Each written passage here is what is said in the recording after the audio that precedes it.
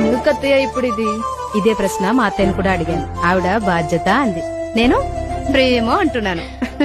అత్తయ్య ఇప్పటి వరకు నవ్వడం నాకు, నవ్వించడం ఆయనకి తెలుసమ్మా. ఎప్పటికీ ఏడవడం నేర్పించడని నాకు మాటియమ్మా.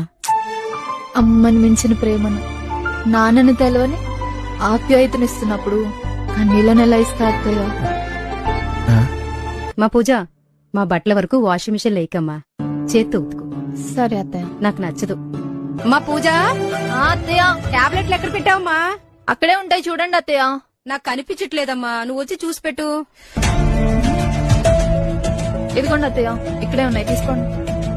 మంచినీళ్ళు కూడా ఇయ్యమ్మా. ఏంటత్తయ్య ఇది? చిన్న చిన్న పనులు కూడా చేసుకోలేరా?